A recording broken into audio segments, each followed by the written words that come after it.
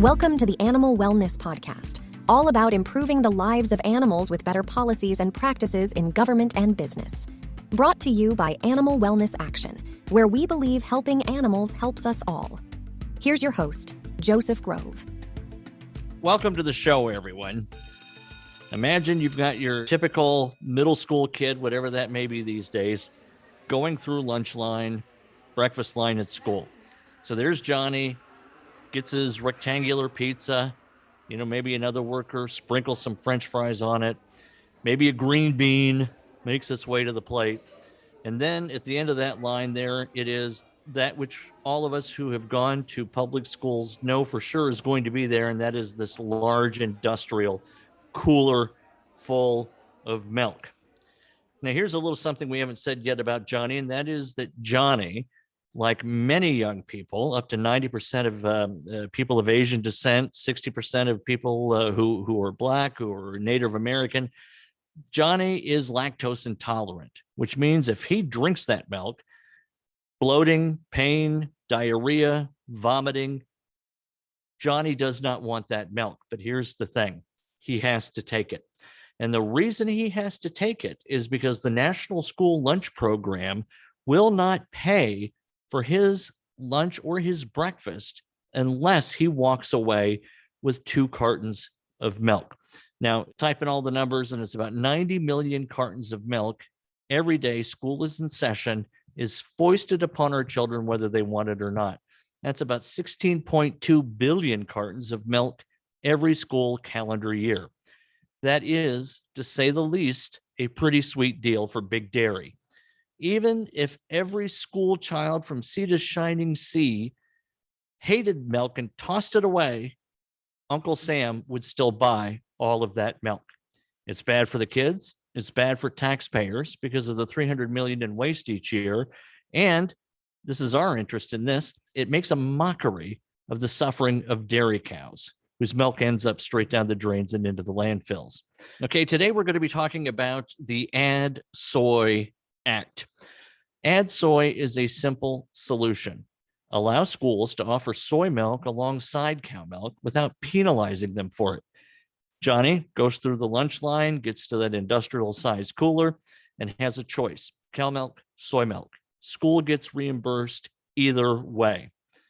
Well, one won't be surprised that the dairy industry and its supporters inside government are opposed to this simple solution. But another force against it may be the common myths and misinformation about soy that have taken hold. I've really been surprised by the amount of email we get and the comments I get when I tell people that we are supporting the ADD SOY Act. There's just a lot of misinformation about there. Soy is accused of emasculating boys and fueling cancerous growths in men and women. To help us debunk these myths, on the show today is Dr. Lakshman Mulpuri. He is Chief Executive of Plants Nourish and former president of the Plant-Based Nutrition Group. He also developed and implemented the first ever mandatory plant-based medical curriculum for first-year medical students at Wayne State.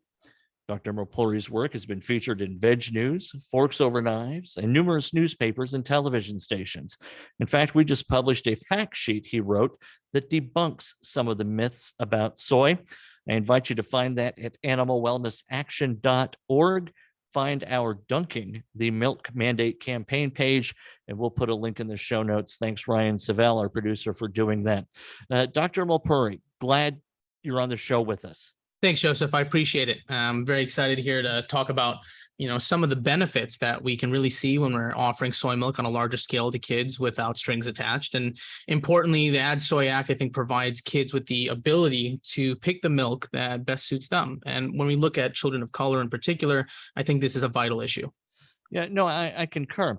And, there has been enough positive PR or negative PR against dairy that I think the ground is somewhat softened for a new type of nutritionally equivalent beverage to be introduced in schools. But what really surprises me, again, is just some of the myths about soy, right? So this document you produced for us, when I was looking over it and helping process it for the website, I thought it was the most cogent, succinct, effective summary rebuttal of these myths. And I'm hoping in this show, you'll just take us through them one by one. Okay.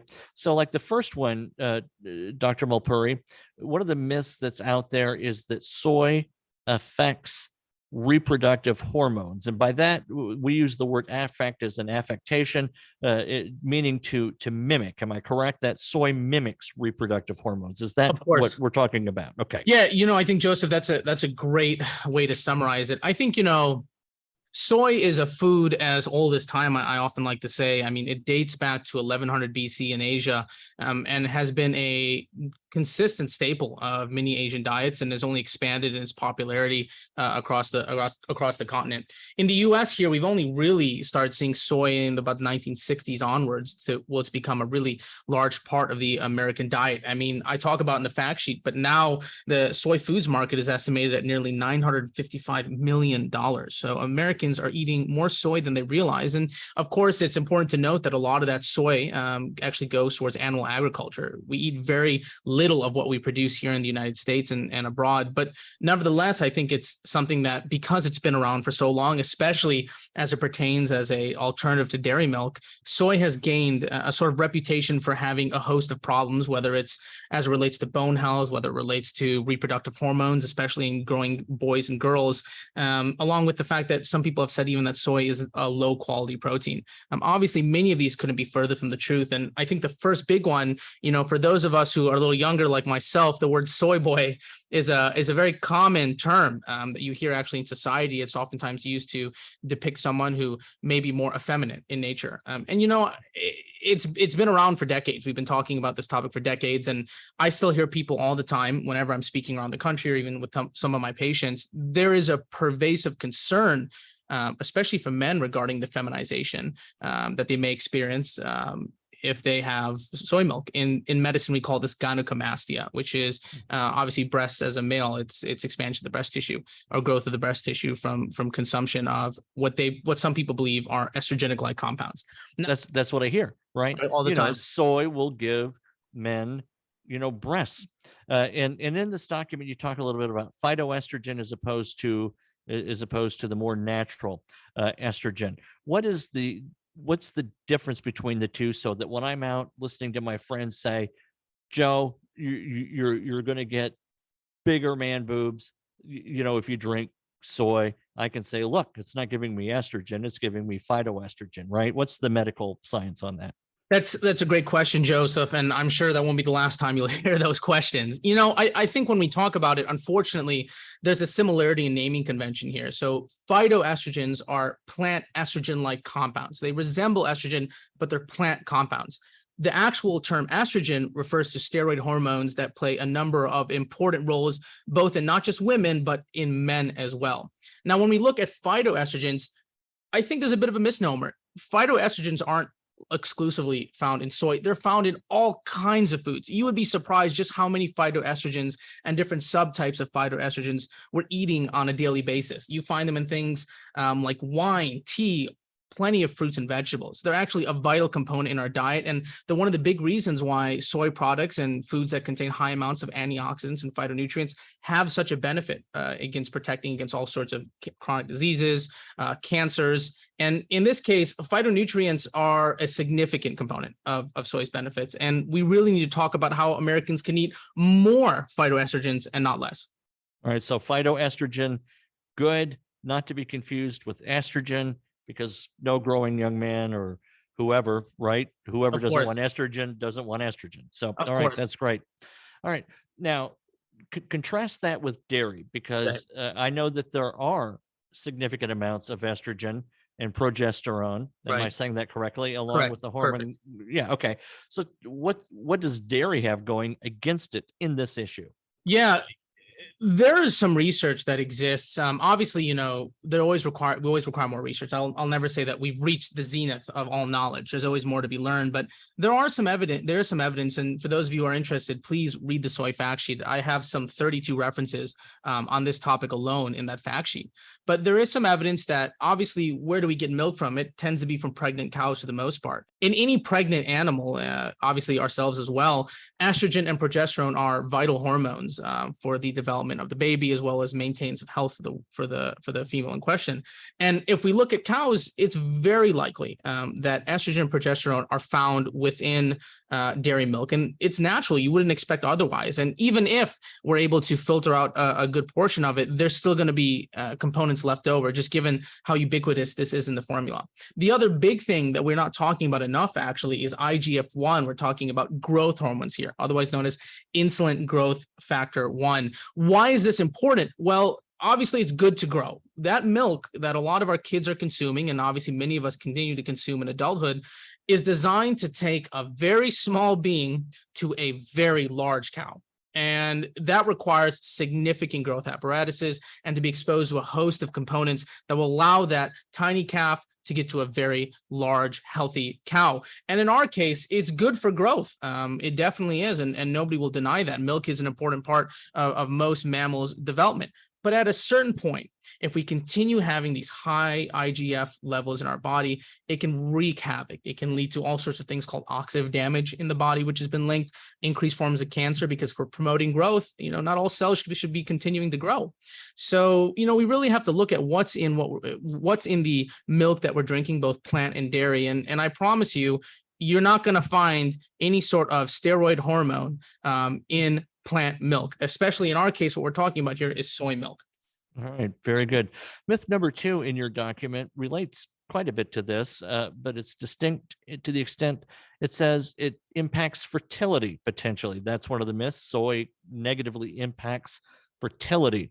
How do some of these rumors even get started, and what's the truth on this one? I think when we talk again about this feminization, it again relates to this misconception on what is a phytoestrogen and what is an estrogen, right? And when we look at males, oftentimes there is a belief that, there's all this estrogen in our diets and it's reducing our testosterone and causing all kinds of problems. Well, all the investigations that exist, there's more than a few. I think I listed 3 or 4 at least in there, have found that there was no correlation between soy intake and male fertility. This includes sperm concentration and motility, as well as reproductive hormones such as testosterone. But the other really big thing that we need to be concerned about, especially in individuals that are getting to their 40s and 50s and onwards, men have rates of prostate cancer in America that are incredibly high, especially among communities of color. And because of that, we oftentimes need to find ways to limit the amount of dangerous molecules that these people are being exposed to. And in those who have lower prostate cancer, they've actually found about a 26% lower risk among men who are consuming regular amounts of soy. Now, when we talk about dairy, Joseph, because I can already tell you're about to ask that question, dairy is actually the opposite. We've actually found a number of large trials. I mean, we're talking about some of the largest trials that are very well known in the United States. The Physicians' Health Study is one that I cited in the document. These trials have found significantly higher rates of prostate cancer among individuals who are consuming 2.5 servings of dairy minimum. And the more milk you drink, it tends to be correlated with a higher risk. And whole milk intake in particular has been associated with an increased risk of progression to a fatal outcome. By what I mean by fatal outcome is dying from the disease.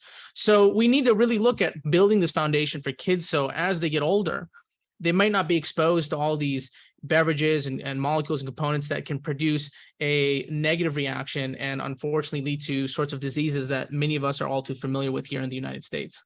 Dr. Malpuri, is there something about soy that is prostate cancer inhibiting, or is it merely that those 26% people didn't have dairy? Because I have I drink a lot of almond milk. I mean, that's my beverage of choice. Would it have potentially the same prostate cancer inhibiting qualities? Here's the problem with studying diet, Joseph.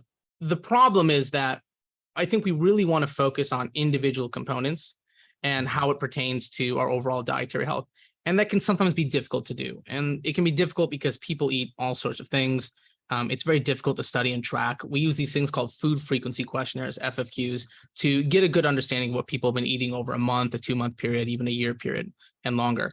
But it's not always accurate. So it can be difficult to say this food in particular is going to be the one food, the magic bullet that will prevent all disease, which is why obviously I know AMWA and the Center for Humane Economy, as well as myself, promote the notion of having a balanced diet chock full of fruits and vegetables and minimal and animal products.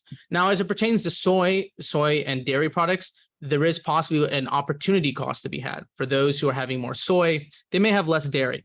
And remember, we talked about that IGF-1 connection, that insulin growth factor connection. When we're looking at dairy in particular, we're talking about growth of cells that shouldn't be growing. That's what we kind of call cancer. And in this event, by having things that have high amounts of phytonutrients, antioxidants, B vitamins, magnesium, calcium, and a host of other beneficial components, having that in your life as a mainstay can provide benefits that perhaps those who are not consuming as much of soy or consuming more dairy might be at a disadvantage. So to answer your question, yes, but also no. There is no cure-all. There is no panacea. What we want to do in kids, adults across the country, and this is what public health is, minimize risk as much as possible. And especially in someone like you who leads a healthy life, and I know for the most part eats well, Dr. Mapuri, all right, now I'm reminded, said no one ever. Said no one, Joseph, you've got the joviality and the energy of a 25-year-old, so wouldn't surprise me one bit. Oh, well, thank you, Dr. So, Mapuri, but as you were. Of course, but it's really about stuffing our diets with as much positive things as we can, as much fruits, veggies, and remember, whole foods. Whole foods is a really big part of that. We don't just say to eat a plant-based diet, we say to eat a whole food plant-based diet, because that's what the evidence shows. And, obviously as doctors and in our space, as well as advocates, we're just trying to ensure that people have access to all the knowledge and all the choices necessary to ensure that they're able to lead a healthy life and one filled with love and time with family. I know we're ranging all over the place, but it's very interesting what you said about whole foods, because I've tried some of these, impossible meats and things like that. And there are a couple of vegan places, as I'm sure, or everywhere, but in Louisville where I live. And, it's like vegan mac and cheese or right. vegan. Yeah. And I tell you, I eat this stuff. It feels to me that it is so processed. Right. And I know that after I eat it, I don't feel good. Mm-hmm. And I think that goes to what you say, that just because it's plant-based right. doesn't mean anymore, especially with all of some of these vegan alternatives, right? Of course. That you're getting health food, right? Right. And I'm only human, Joseph. Oreos are for me what Diet Coke is for you. So I get it completely. And, we say in moderation, and, unfortunately, things are never that simple. And moderation in the United States looks a whole lot different than moderation in Europe and moderation in places like the blue zones, which for those of you who don't know, I'd highly recommend reading about blue zones and both the social, the nutritional, and familial components of those communities, and why it means that they get to live so long and have such fulfilled lives free of chronic disease. But you're completely right. We got to do everything we can to ensure that whole foods are readily accessible and allow people to not only make a decision to change, but ensure that it's that much easier for them to make that change when they're ready. What we do to our people when we make whole foods inaccessible, inadvertently so. No one's, right. I think, trying to keep it from them, of course. Right. When we make it super easy to get fast food, it's no wonder we're so obese. I live in downtown Louisville, and man, there's in the urban area, of course, the urban food deserts, again, not unique to here, but what are these people supposed to do? Right. And I asked that rhetorically because that's really a whole 4 or 5 shows all on its own. But the emphasis is not only on plants, but whole foods, plants, and things like that. So entirely, Joseph. And you bring up some very good points that many of us who have been community advocates, particularly in marginalized populations and in inner cities, have just find it maddening sometimes, just how few avenues people have to turn to when they need support, whether it's nutritionally, whether it's mentally, whether it's financially. And when it comes to nutrition, we need to do better about allowing individuals or enabling and empowering individuals to make healthier choices. And I keep hammering that, not just because I think if I speak into the ether, it'll come true, but because we need to look at where our subsidies are going. And in this case, we're talking about tens of millions of dollars are being wasted on a product that many kids not only don't enjoy, but are physically unable to tolerate, that can prevent them from being active children in school, learning. And I tell you, kids are complicated. Everybody knows this. Kids are complicated. I did a lot of advocacy work on the west side of Detroit. I helped manage this nonprofit called Lantina's Village. And one of the big things we were pushing was the lead exposure that these kids were experiencing. And this was because of high amounts of demolitions in Detroit. And for those of you who don't know, cities like Detroit and Baltimore have a lot of older houses with lead paint. And this can be particularly problematic when we knock these homes down and we don't use proper suppression techniques to ensure that these molecules aren't spreading to kids.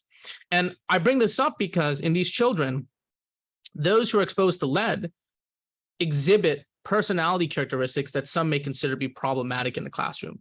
They might be less engaged. They might engage in more criminal activity. They might feel less involved in their school curriculum, and as a result may be considered bad students who are lost causes, but in reality, their environment failed them in the first place.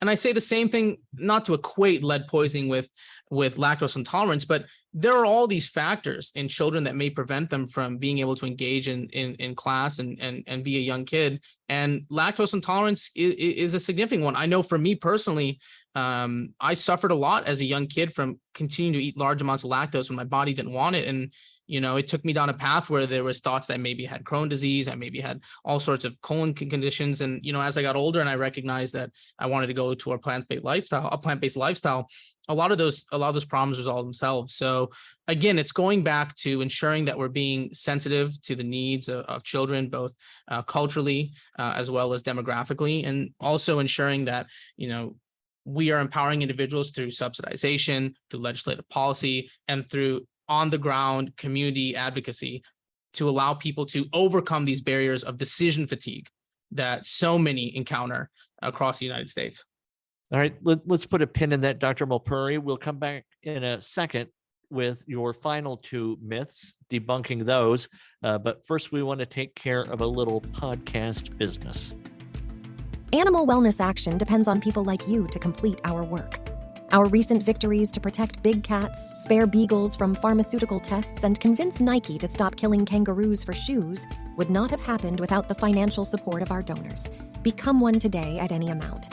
Visit animalwellnessaction.org/donate to join our fight against animal cruelty of all kinds. That's animalwellnessaction.org/donate. Okay, thanks for that. Now we're back with Dr. Mulpuri. Myth number 3 I want you to address, please, sir, is soy causes breast cancer. How did that come about, and what's the truth? Wow, this one is huge, Joseph, and it sometimes really hurts me when I hear advice being given to individuals who may be at a little bit higher risk of breast cancer, women in general, to avoid soy. We couldn't be further from the truth. And I say this with dozens of studies at my back supporting the notion that consumption of soy is one of the most important dietary components to preventing breast cancer development in women. This is whether you're at a higher risk or whether you're at a normal risk. The reason is phytoestrogens are vital. And one of the things I didn't touch upon earlier is that phytoestrogens are an interesting molecule because they act differently in certain circumstances. For those who, sometimes they mimic estrogen in ways that are beneficial and at low doses that provide a beneficial effect. And in those who have high estrogenic concerns, it actually tampers it down and it modulates itself and allows individuals who, may be at a higher risk to maybe steer clear because of the benefits, the phytoestrogens in particular. You asked me about prostate cancer earlier, but soy is most definitely linked to lower rates of breast cancer because of what soy is as a component and because of its individual nutrient profile. And you don't have to look far. You just got to look at Asia and look at the levels of breast cancer 30, 40 years ago, maybe even sooner, and you can track the progressive increase in breast cancer among these populations as they move to areas with heavily Western diets and away from areas that may consume as much soy. And large trials have found that those having just 1 cup of soy milk a day, or I guess the equivalent is half a cup of tofu, have a 30% reduced risk of developing breast cancer compared to those who eat little or no soy. And this benefit was found in another large trial, what we call a meta-analysis, to find this protective effect for both premenopausal and postmenopausal breast cancers.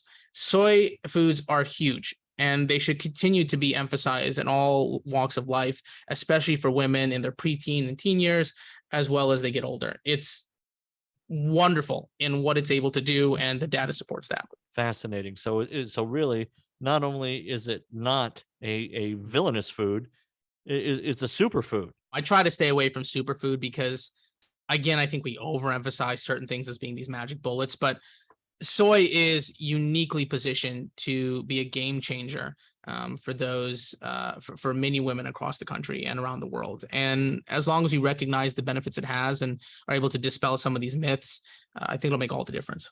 Now let's move on to the last one, which is that soy is an incomplete protein. So I want to say this first, that if we're looking at options in schools, nut-based milks are not an option because of the prevalence of nut allergies, right? So even if, let's say, my favorite, almond milk, were deemed by, and I forget which agency made this determination. You'll know, Dr. Mulpuri, but soy's been deemed nutritionally equivalent, even if almond milk were, for example, though it couldn't be because of the nut allergy, right? So when the government says that soy is nutritionally equivalent, that to me is pretty meaningful, especially since the government is the one buying all this milk from dairy. Right. So what's the myth mean when it says it's an incomplete protein, and what's the truth? Some of these myths arose from feeding rats different types of proteins, both animal proteins and plant proteins. And I think they found that rats didn't thrive on plant proteins. Why that's particularly relevant, I don't know. We're not rats. This isn't to say that animal studies in the past haven't held promise for research, but overall, that's a separate topic for a different day. But when we talk about incomplete proteins, there is a myth that you need to have certain proteins, certain amino acids from foods, and they need to be complementary. For example, rice and beans. Rice may contain certain amino acids, beans may contain certain amino acids, and together they form a complete protein. And none of you can see me, but I'm using air quotes for complete protein, because this was dispelled in 1994.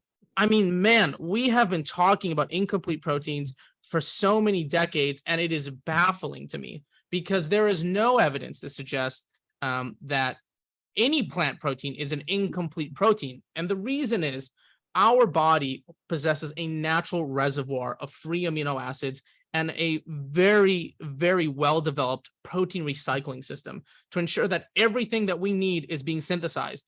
And how do I know this? Beyond just the science, for those of you who aren't as geeky and nerdy as I am about these, minutia that comes with nutritional science and the human body, you find me someone in the hospital in the United States or in most Western countries that has protein deficiency without some underlying chronic disease. You won't. It's incredibly rare. And the reason it's rare is because the minimum that we ask Americans to eat, and this is what's called the recommended daily allowance, which are guidelines set for how much an individual should be eating to not only survive, but thrive. The recommended daily allowance is 45 grams for men, and I think 35 grams for females. I might be off by 10 grams there in either direction. I apologize. But that number that I just said is actually adjusted 2 standard deviations up. So it's to be safe, and so soy milk, regardless, contains all of the proteins you need. All of the amino acids that you will ever need are in soy milk. It is actually one of the highest quality proteins we have in plants, if we're going to go down that route of completeness of amino acids. And this is very similar to dairy products. So yeah, referring to what you were saying, Joseph, about federally mandated nutritional guidelines, soy milk has not only the right quantity, but they also have the right quality of protein as it pertains to federally mandated guidelines. But, if we look at the dietary guidelines for Americans from 2020 to 2025, they assert that soy products are a critical part of a daily healthy diet. And obviously we have dozens and dozens of studies to back that up. But we focus so heavily on protein, and we're not focusing on the other things we need to, which is 97% of all plant-based eaters get more than enough protein, but over 90% of Americans don't meet their minimum fiber requirement, which is tragic, because a lot of chronic disease that we see in the United States can be prevented or at least reduced with just more fiber in our diet. So I want to remind people that they can go to animalwellnessaction.org. We have a drop down of campaigns. This is called the Dunking the Milk Mandate campaign page. You can read more about our work to have the ADD SOY Act passed. And again, my interest primarily, notwithstanding, of course, my desire that everyone eat, healthy diets and prosper physically. But my interest, of course, in this relative to the podcast is that the dairy cows, right? So these poor dairy cows, they go through a lot, producing 26,000 pounds, of milk a year. When just a few years ago, that number was much less. They live very short lives. Once they are spent as a dairy cow, they are shuffled off for slaughter for low-grade beef products. And of course, any parent can understand the trauma of giving birth to a youngling and having that youngling taken off. I'm referring, of course, to the calves. So it's just bloody awful so far as dairy cows go, so that we are taking so many millions of gallons of their product and just pouring it down the drain because the kids can't drink it. It just seems to me to be absolutely crazy, right? That we would take the suffering of these cows and just waste it like that. So if we get the ADD SOY Act passed, fewer students at these schools will get dairy milk. That takes some of the pressure off the dairy industry in terms of production, the thinking goes, and cows benefit. And of course, the Animal Wellness Podcast, that's our primary angle on all of that. Dr. Malpuri, is there anything I haven't asked that you would like to talk about relative to this topic, or any final words otherwise? America was fundamentally built on the notion that freedom of choice is one that we all should have access to. And what ADD SOY does is provide all Americans, regardless of their background, the opportunity to choose a product that is best suited to them. We aren't looking to remove dairy milk from every school in the country. And we're looking primarily to ensure that children have equal access to a product that is highly demanded in the United States and abroad, and that all children should have the access to. I'm glad you brought up that point, because I don't want our organization to be perceived as being anti-milk, right? I mean, clearly people who are very savvy, like you, Dotsie Bosch, one of our partners, Dr. Mills, who's been on the show and is a very vocal, proponent of soy, great, so be it. But, I got to tell you, every now and then when I'm at Steak and Shake, I'll have a milkshake, I mean, I consume a little dairy, not much. So this is not an anti-dairy movement. It's a let's add soy so that the poor kids who just want something good to drink with lunch don't have to drink something that makes them sick, in which they're just going to throw in the garbage can. There you go. 100%. We're pro plants, and we don't want any child. And those of you listening, hopefully are aware of just how prevalent child hunger is across the United States. And for many kids, this will be the only meal they're able to have that day. We don't want to even remove a small component of that. We merely just want kids to have access to something. Instead of throwing out that milk, right? I want them to have a nutritionally equivalent beverage, which obviously is soy milk in this case. I want kids to have access to that soy milk so that they're able to get all the nutrients they need for that day, and they don't have to feel like they're missing out on something. Thank you for listening to the Animal Wellness Podcast. Please be sure to subscribe so you don't miss an episode, and follow Animal Wellness Action on Facebook, Twitter, Instagram, and LinkedIn. To stay current with all of our news and information, and to take action to help animals, sign up at animalwellnessaction.org. Until next time, remember that helping animals helps us all.